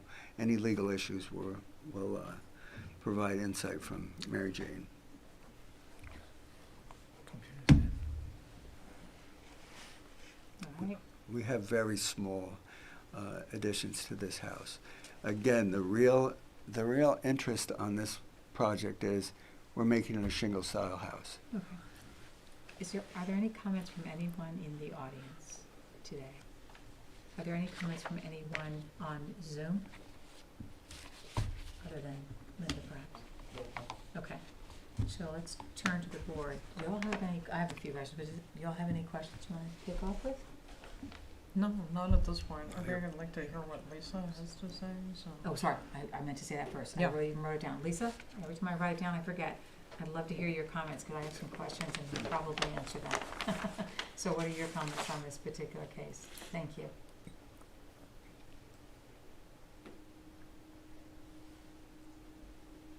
Sorry, I'm muted. Can you hear me now? Yes. Great. So I'll start with a few positives I just observed on this application, which is that they're proposing to upgrade the septic system, and it's fully outside of the 200-foot wetland setback, and it will be an IA system, which is all like a real positive. Will be an improvement for, even that far away will be an improvement for the water quality in Agawam Lake and for the wetlands. So that's just a note of a positive in this. Obviously the home is, large portions of the existing home are within the 150-foot wetland setback area already. And the main addition that is that proposed porch, the covered porch, will then be an increase in encroachment, in particular that corner. The thing I would just like, I know there was a really robust planting plan that was previously proposed. The one thing I don't have is we haven't had any kind of site visit to confirm what's existing there or what, the condition of that. I hear that it's being said that it's largely intact with that, along with the proposal, but I'd like to have potentially the opportunity to just, Will take a look at those, the existing wetlands and confirm the condition, but overall, that would be the area of impact, is that front area. The proposed additions are the small ones there are over the second floor, and they're relatively small, and they're over an area that's already kind of it looks like an existing covered porch, so much less of a encroachment into that wetland disturbance area, and then. That's really what I would recommend, is having us take just a look at the existing status of the wetlands area and just determine if anything further is needed, because sometimes the properties over time get mowed and the wetlands isn't there. Okay. All right. So could you help center me a little bit, as I'm acting out of confusion. I'm not being negative. I'm looking at one of the many layouts of this, and I'm trying to figure out what's over existing and what's new encroachment. All right. And out of these 5 things, I'm concerned about the wetlands. So now you have to go to the Rayner site plan. Yeah, I'm looking at a site plan. Engineers do a better job at making things obvious than environmental consultants. Can he use the camera? That one? Yes. Now, John, do you want to point these Got out? the right one. Yeah. Can you use the camera above, please? Thank you. Here we go. Yep. Perfect. Okay, you ready? Just walk me through the gray areas. Tell me what's already covered, and you're doing something on top of it, and what's new encroachment. Okay. The last time through, I got approval for a swimming pool and a residential addition on the far side, hence the wetlands buffer. Subsequently, Frank Greenwald is going to change the house from a stucco house to a shingle-style house, which is the reason why this stoop is going to be square instead of the stucco round feature that it is currently. So that is your first area, Carol, right So here. can I stop you there, so ask my question, so we Go don't ahead. get lost here? So the dotted lines underneath, that's existing, right? Right. So it looks like a good 95% of this is already covering the wetlands. It's not new encroachment. The only new is on the very far two corners. Moreover, we're coming back a little bit from Yeah. the most forward part. But again, the reason why he's doing it is to make a shingle-style house out of a stucco I understand. house. So we're squaring it off, yes. We're removing part of the protrusion, which is stucco, in the front, and we're getting rid of the sweeping wing walls, and it's going to be a shingle-style improvement, which you see on the, No, okay. How about Now- the proposed front, the proposed porch of 258 square feet? I'm trying to figure out what that is over. Is that new encroachment over wetlands, or it is over something existing? There's no dotted lines around that. It looks like new. that's new, that's the Except the new front family steps. porch. Okay. That is probably the most important thing that Frank Greenwald is asking for, is the proposed porch, 258 square feet. And yes, it's largely behind the 150-foot wetlands setback, but it is a new improvement within the 200-foot wetland setback. Okay. And then the two small boxes, if you will, due north, near the existing covered porch, those proposed additions of 11.5 square feet and 18 square feet, those are over an existing porch, so that's not new wetlands encroachment. Is that No. accurate?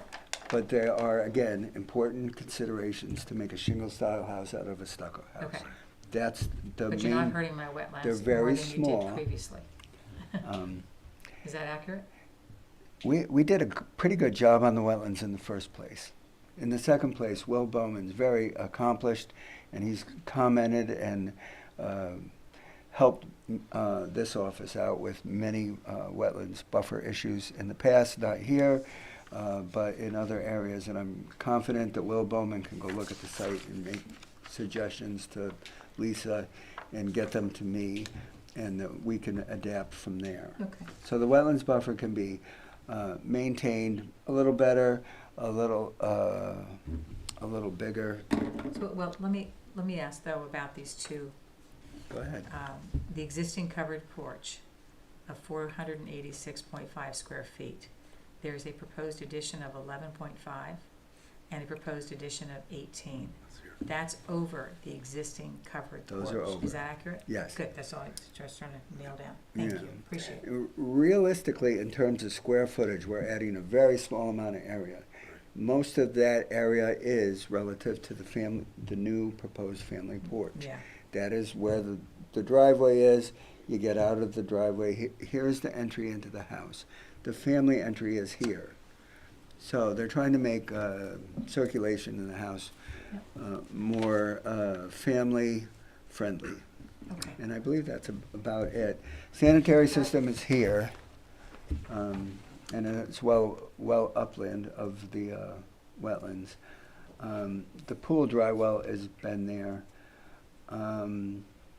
There are minor improvements to the basement of the home because Sam Swint built it like a incredible strong house, the main house, the stucco house. So there are some improvements in the basement to make that portion of the property more usable. You're not really going to notice those, but they're important for the property owner. Okay. Yeah, not just because I know the wetlands and the lines get like a little confusing. I just wanted to make it clear that 200-foot within 200 feet setback is a regulation that this code specifically addresses septic systems. And then the 100, that middle line is really marks where it's trying to limit structures. And then that closer line is where it's trying to limit any disturbance. So it's kind of like tiers of, how much activity it's trying to protect against in those different areas. So that if that helps a little to just contextualize, like that back porch area is almost entirely within what wouldn't there's not a structural limit specified by the wetlands code in that area. Yeah. And Lisa, I'll add to that, the 200 feet for septic systems also applies to anytime you have effluent underground, so like that's why the pool dry well was written that way when we thought it was being proposed. Yeah. Okay, so Lisa, help me out here then. At the 200-foot wetland setback, which is largely to regulate the septic systems, there's no structures in front of that, so I'm not going to ask about that. But between the 150 and the 200, you have a piece of that new proposed covered porch, but that was already there previously. That little corner that's at the 150 to 200 mark. The rest of it's between the 125 and the 150, and so on. But again, it was there already, and the only thing it's doing is squaring off those corners. Do I have that right? Yeah, I'm trying to follow the description you're giving, but yeah, that furthest line, it marks 200 feet. So, and as the first thing I mentioned was that I was happy to see that they were able to replace the septic system with an IAA system and also get it out beyond that 200-foot line. So they don't need they don't need the special wetlands permit for that element. Yeah, I'm actually talking though about the opposite. See the 125-foot wetlands setback line? Yes. Okay, and see the 150 wetland setback line? Yeah. Was sitting squat in the middle, and that's a highly regulated area that we really want to protect, right? But sitting So squat in the middle yeah, exactly. So that's largely existing. What's there? There's Yeah. some disturbance.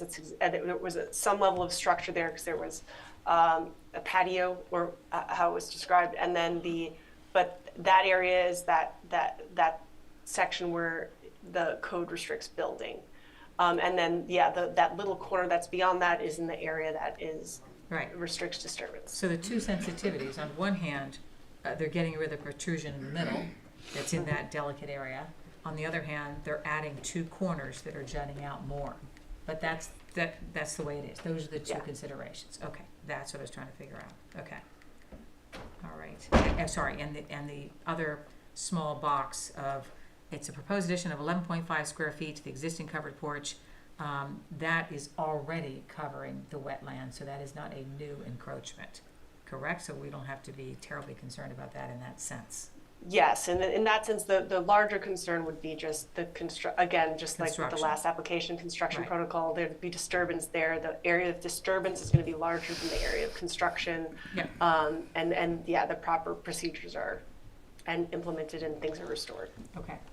I don't have any other questions. It was very helpful. Thank you. Anyone else on the board have questions on what they're proposing? No? Okay. I don't think so. The question is, Lisa, would you recommend that we adjourn this case until the February 5th meeting so they can come on back with some proposals concerning the maintenance of the existing wetlands as you talked about originally? Yeah, so I would say I just like the confirmation. The confirmation may be everything that's been described, which is that it's in good condition in accordance with the plan proposed and nothing further is required. And I'm happy also to draft a permit if the board, so that if that is the case, the board can move forward and take action. There's nothing that really was the only that and just the standard. Which I can handle with the conditions within the application, the standard conditions around construction and all that, that would be contained in a special permit. So if we want to take that approach, I would say that would be probably an efficient way to handle things. I would totally agree with that approach. How do you all feel about it? No, that sounds reasonable. Right? Yeah. All right. Yep. Agreed. Yep. Linda? Agreed? Yeah, very reasonable. All right. Is that acceptable to you all? Between now and February 5th, we'll assess the planting plan. We'll have conversations with Will Bowman, and we will make some modest improvements to the buffer to make the board comfortable with giving us an approval. And that would be excellent. Okay. So you do that, and Lisa will be preparing a special permit application approval, if you will. So if we vote in going in that direction, assuming we're satisfied with the plantings, you'll be done after the next meeting. So if all goes well. We had a minor problem, though. The battery died on Yeah, I it. need a better battery. I know that feeling. It was fully charged when I started. Just to make you laugh. Oh, that's what happens when we get older. That's the way it goes. My battery goes out now that I'm getting older too, so I sympathize with your issues. Okay. All right, so we'll be back to the board just as quick as we can and Perfect. Thank you. Thank you so much. communicate with Lisa and Will Bowman. So can we hear a motion to adjourn that to February 5th? Do we have a motion to adjourn to February 5th? Motion. Motion. Moved. Do I hear a second? Second. All those in favor? Aye. Aye. Thank you. Thank you, Lisa. Very, very helpful. Thank you, have a good night. Thanks, Lisa. Thanks, Lise. Okay. Let me just erase some of these things in a second here. Okay, so the next case is an area variance case, special exception case. It's a carryover case, case number 3215. Oh, sorry, we already did that. Never mind, I apologize. The next case is 3213, 268A North Sea Road, LLC, located at 268A North Sea Road. So remember, the board adjourned this to tonight's meeting Right. to give the applicant opportunity to Yeah. present anything further. Good evening, everyone. And I did submit a further letter answering some of your questions and providing some more information on November 12th. I don't know, did you all receive that? Yes. Okay. Could you just reintroduce yourself? Repeat your name. Oh, I'm sorry, I'm Derek Kleinell for 268A North Sea Road, managing member and resident. So if you've all read the letter, I don't need to be too redundant. You know, I'm not sure if you had a chance to get to the neighborhood, but I did kind of document for you that there's an abundance of shed and accessory structures that are directly visible from our immediate driveway and also our right-of-way off North Sea Road. I counted 17 of them, so you know, I would argue that our shed is actually kind of conforming to the character of the neighborhood, if you will. So yes, we're requesting a 7.9-foot variance from the side lot line. In my initial application, I have a letter from my neighbor. He has no issue with it. He's really the only one who I think could potentially take issue with it. And all the other information I provided in my letter. So really, if you have any other questions, I'm happy to answer them. Question, is there any electricity running to it? Nope. Any water running to it? Nope. Okay. Those are my only two questions. Okay. Do you have any questions? I don't. No? No? Joy? Oh, sorry. Does anyone in the audience have any questions they'd like to contribute to this? Is anyone on Zoom that would like to make a comment other than Linda? No? All right, so Linda and everyone. So no questions from the folks here present. Linda, do you have any questions? Yes. Are you there? Linda, can you hear us? Yes, I can. I don't have any questions. I Okay. remember the last time we saw pictures of Yep. this garden shed. Okay. So I'll just make a comment. I would think this is an appropriate exception, and I know this is setting precedent, but there's no electricity, there's no plumbing, it's consistent with the neighborhood, it doesn't present an environmental hazard. The contiguous neighbor most affected has approved it, so I think, and there's no environmental damage. So under the criteria, I think it passes, and I think it merits an exception, if you will, and approval under the zoning rules. I'd just love to know, what do you all think of that? Because I know we're establishing a precedent here. Well, we talked about precedent. Right? Yeah. Okay. Yeah. It's good to know, but, you know, I just think that you did so much homework here, and I went around the neighborhood too, and I just wanted to see what was going on. There are a great amount of similar configurations, Yeah. really. I mean, it's almost everywhere there. And some not as nice. Definitely not as nice. Sorry, not to throw the opinion. I should have done more homework before we put it up, but I think I was relying on the character of the neighborhood a little bit too, and Yeah. that's where I didn't think it was out of place. So. Yeah. Yeah. Yeah. All right, so with that in mind. And then just to remind the board, this has been discussed, but this property is a little bit unique in that it's 2,001 square feet, and had it been That's right. 1999, it would have different zoning It's only setbacks. this much off So, from just to- being completely, permissible. That's true, I do remember that. Okay, so are we prepared to vote at this time, and would we have an opinion prepared after the fact, perhaps? Or how best to handle this? I would say if you don't have an opinion now and you want a long-form decision, what you might do is vote to close the hearing and ask council to prepare one for adoption at the next meeting. Okay, why don't we do that, given the precedent? I think a long form would be good, so we're clear as to he has done the right thing and it is approved and why. Okay, so then, Brian, you have enough information based I on do, what was just need a discussed? motion to close the hearing. Okay, I know what I'm writing. before we get that, I want to make sure he understands. So we're inclined to approve this, but we need to go ahead and prepare an opinion. We don't have that right now. So he'll do his homework over the next couple of weeks. We come back and we officially review the opinion, and we vote if we agree with it, and then you're approved. Understood. So, sorry about the extra delay. It's a protocol. Understood. No Okay? problem. All right, Yeah. well, thank you for your patience. Thank you. Thank you all very much. Do I hear a motion to adjourn this until the next meeting? To close the hearing Oh, sorry, do I hear a motion to close the hearing? We're not adjourning. and Close move the this to hearing. written decision. Right, and move this to writing a decision for, do I hear a motion? Yes, I'll motion. Second? Second. All those in favor? Aye. Hearing is closed. We'll be writing that opinion, and we'll talk about it next time. All right. Thank you. Thank you all very much. Appreciate your time. All right. Thanks for your help, Alex, as always. Keep Sure. it going. All right. The last case is a new case, case number 3222, Anthony Silitano. You have to tell me how to pronounce this. Excuse me? Stilitano. 456 Old Town Road, unit number 400, the enclosure of a pergola. And this is a new case for which we have the affidavits of mailing and posting. Duly noted for the record. Thank you. For the applicant, David Gilmore Jr., David Torrey, 2317 Montauk Highway in Southampton. We do have Mr. Stilitano here, along with Lucy Liu, who is the architect. And, they're available to answer questions if you have something that I can't answer.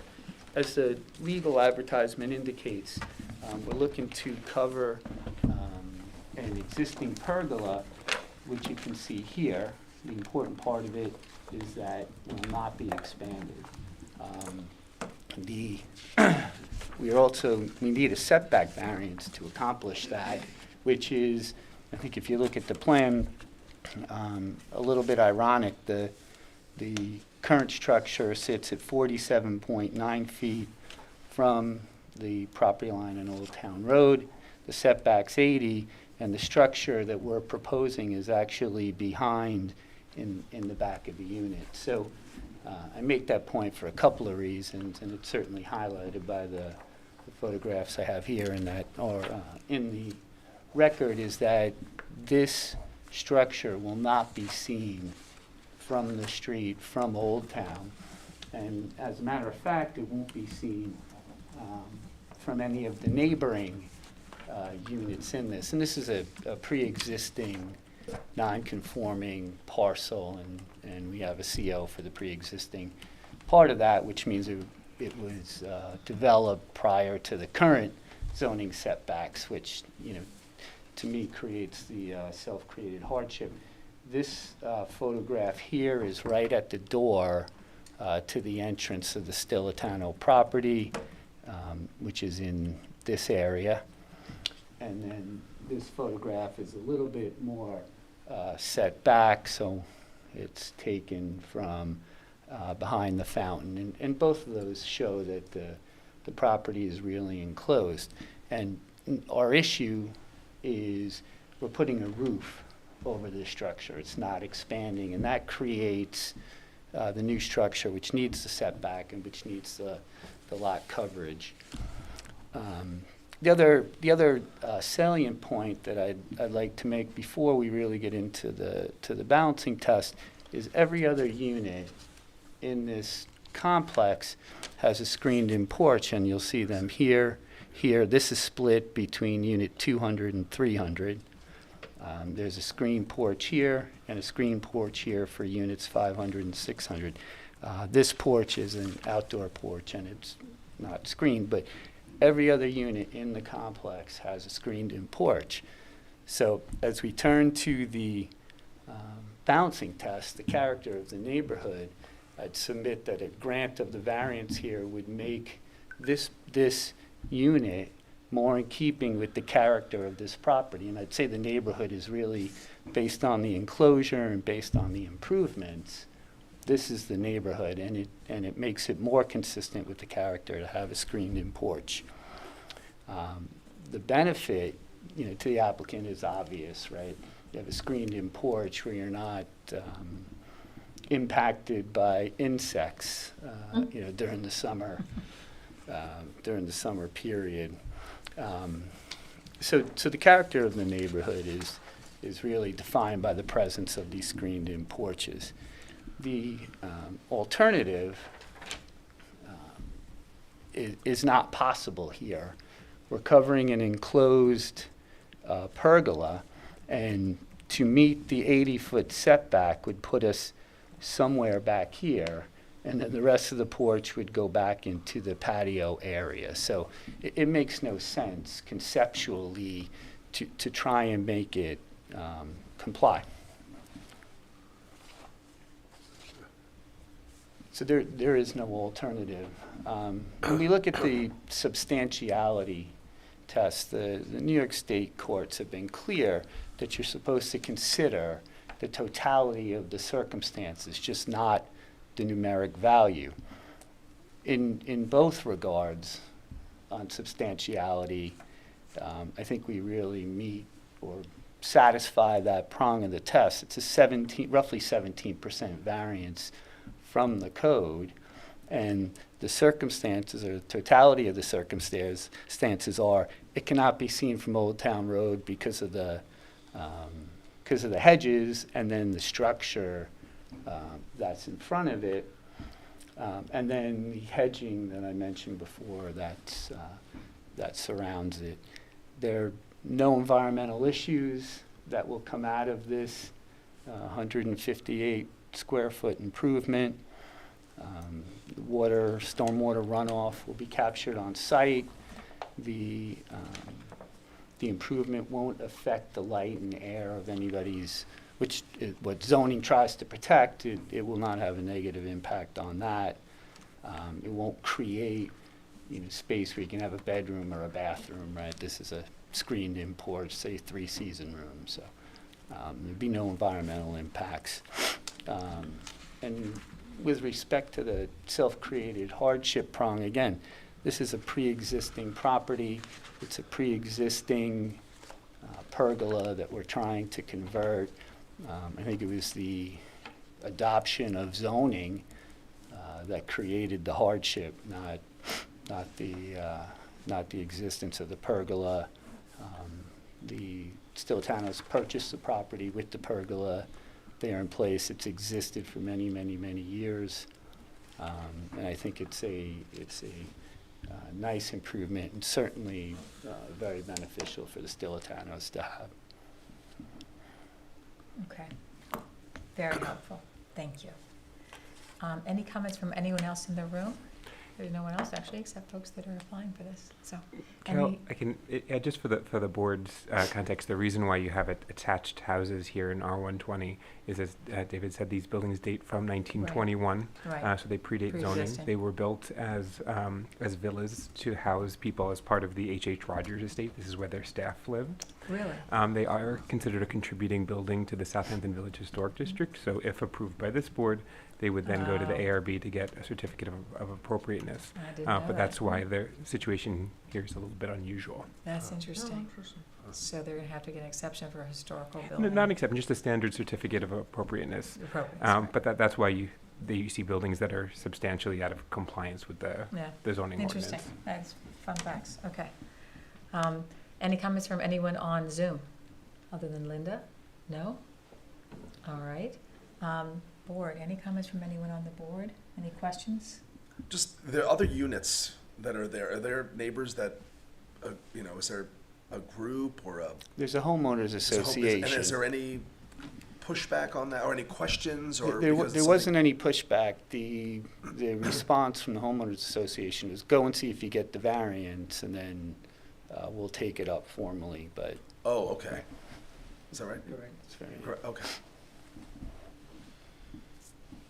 And again, we have another board to go to. Right, I figured this thing would be an Yeah. internal one, but I was curious how it works. So it's kind of the cart before the horse, because if there was issue, we would want to know about that from the neighbors. Right, You know, yeah, if they I were- don't, my understanding is they didn't want to have the meeting without our ability to Right, be again. able to do it. Like, this Right. was the first step. Yeah. The buck starts here instead of stops here, right? Well, I can't speak for the neighbors, but if they all have the porch, it would seem awkward for them, and Sabrina, it would be awkward for them to say no. Right, Yeah, correct. I mean, that's right. bizarre. Yeah, just asking. So I don't know if that's a good, all right. Can I just make a Please, comment? please. I'm actually the homeowner. Oh, sorry, we just need you to come up to the microphone first, otherwise Linda can't hear you at home. I'm the homeowner of Stilitano. Well, thank you for coming. You're welcome. I'm happy to be here. our intention is to finish the screened porch as an exact duplicate to the other 5 existing porches. We were told that if we didn't want to go that route, we could simply put a canvas roof over it and some screened panels in. But in maintaining a continuous look throughout these 6 units, we chose to go this path, which was to duplicate the other screened porches which exist there today. So our intention is not to bring any utilities in, although I think there is an electrical outlet which comes out of the exterior wall, but we're not going to be bringing any water or heat or air conditioning. It's strictly a screened area to keep bugs out so that we can enjoy the space. Sure. 3 seasons rather than just 1. Absolutely. Okay. All right, well, thank you for that. Thank you. Other comments? No? I think we're at the same point. Are we prepared to make a decision and actually vote this evening? I know I am, and then we can have we can close the hearing, have them prepare. But no, we could do a short form on this one. It's up to the board, depending on how much documentation. If there's sometimes a concern about a precedent for lot coverage, you might want to explain why you're distinguishing this case from others. If not, you could do it as a short form decision, but that's up to the board. Okay, Brian, your thoughts? Precedent and all that? You could put enough in a short form decision, even as a short form decision, Yeah. that would justify what you have going on here without putting in full findings. So I'm leaning towards short either way. form on this one, given the facts. All right. What do the rest of the board members think? Short form?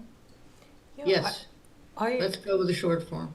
Okay. yeah, I'm fine with that, although I would defer to council here whether or not the historic element of this having to go before the ARB. That's a good point. I mean, do you think we need more Is the ARB documentation or No, anything, no, or no. no? They'll go there and present that they received the variance. Okay, all right. That's Okay. it. No, that was a good question. Okay, thank you. All right, I suggest we do the short form. All right, everyone agree? Okay.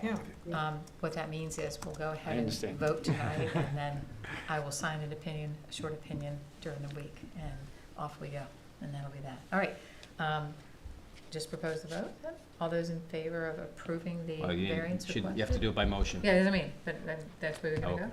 We just, okay. Do I hear a motion to approve the request for the variance? I motion. Second? Second. All those in favor of approving the requested 2 variances? Aye. Aye. Aye.